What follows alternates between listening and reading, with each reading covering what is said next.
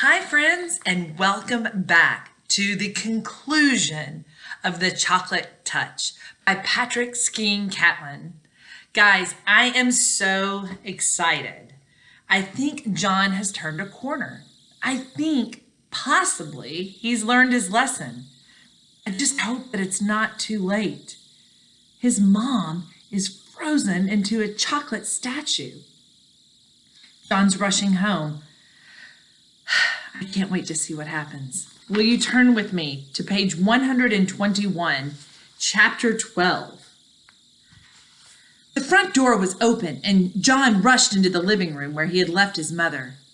She was not there now, but on the chair was a small, wet lace handkerchief. John ran into the dining room and onto the kitchen. As he came to the kitchen door, he heard the ring of silver against crockery. That is a really fancy way of saying he heard silverware against plates and other dishes. Then he saw a wonderful sight. His mother arranging the coffee things on a tray. He dashed into the kitchen and flung his arms around his mother's waist, sobbing and laughing with relief and joy. He was laughing and crying all at the same time. Has that ever happened to you? It's happened to me. There, said Mrs. Midas, stroking the hair from John's forehead.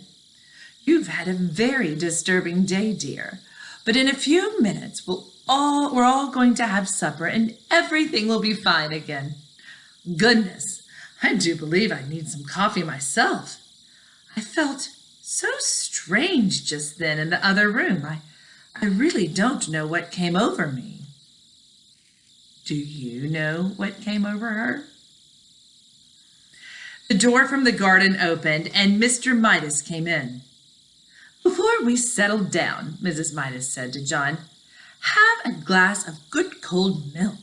You look so hot. So they didn't know what had happened to her. Well, John thought, he certainly wouldn't scare them by telling them. He watched gratefully as his mother took a frosty blue jug from the refrigerator and poured from it a glass full of icy, creamy milk. Trembling with nervousness, John tilted the glass against his open mouth.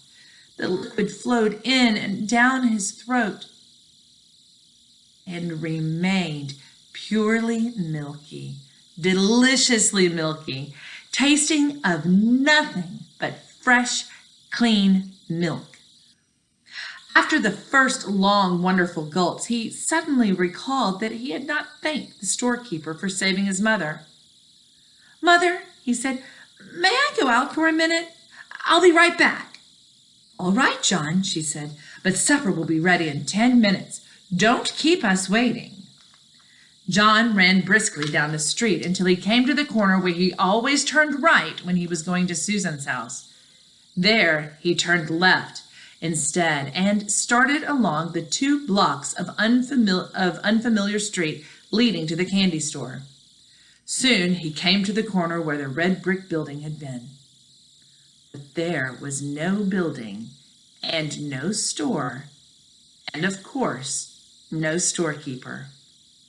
In the corner lot, there was nothing to be seen but a heap of rusty tin cans and broken bottles surrounding a signboard with new lettering that said, sold. And that concludes this delightful, delicious book, The Chocolate Touch. Easy for me to say, right? I hope you enjoyed it as much as I did. I look forward to seeing you at our next book. See you soon, guys, and happy reading.